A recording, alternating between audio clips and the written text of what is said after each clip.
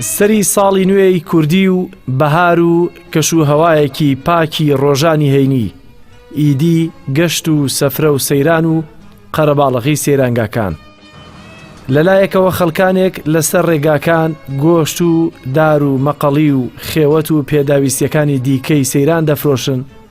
لەلایەکی دیکەشەوە ئۆتۆمبیلەکان بەڕیز ڕێگاکانیان تەنیوە.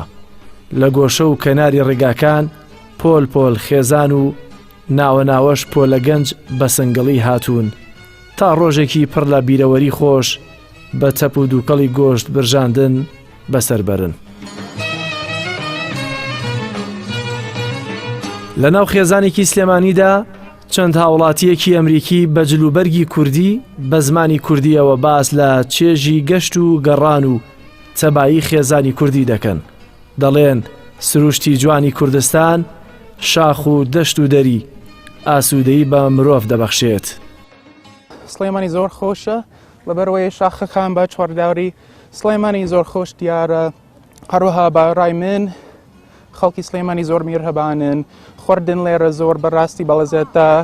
من ناوم هەنایە، خەڵکی ئەمریکام، 2 ساڵ لێرەیم لە سلێمانی دائەنیشین من و مێردەکەم و یەکەم جارە بچین بۆ سەیران، بێنە دەرەوە بۆ سەیران، بەڵامەوە زۆر شتێکی خۆشە.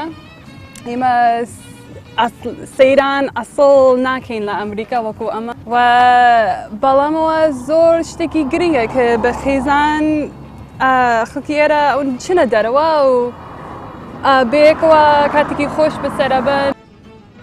زۆر جار دەوترێت گەشت و گەڕان بۆ گەنج و مناڵە.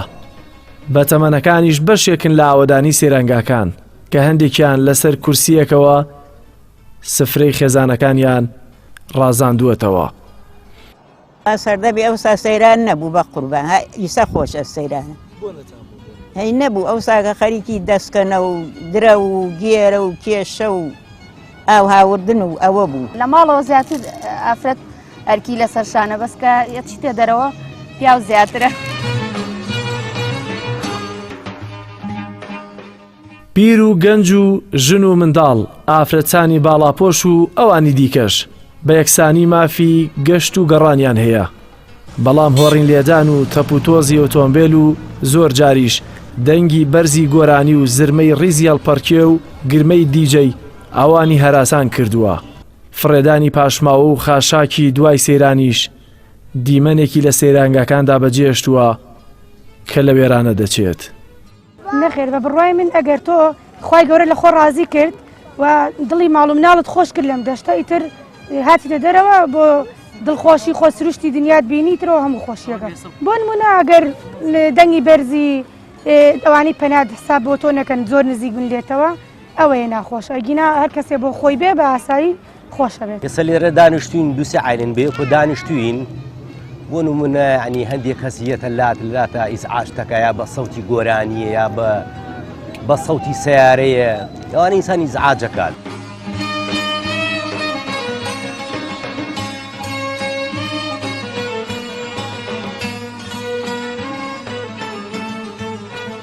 سەیران و سەفای ئەم بەهارە جیاوازە لە چەند بەهاری ڕابردوو، چونکە لەلایەکەوە نەشەڕی داعش ماوە و نەپاشەکەوتی موچە.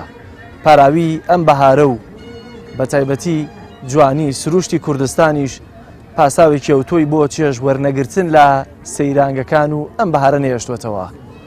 ئەڵبەتە بەمەرجێک ئەگەر لەلایەکەوە حکوومەت و لەلایەکی دیکەشەوە خەڵک خۆی لە خۆی تێکی نەدات. جەلال محەممەد، کەناڵی ئاسمانی پەیام، سەیرانگای باخان، ناوچەی قەرەداخ.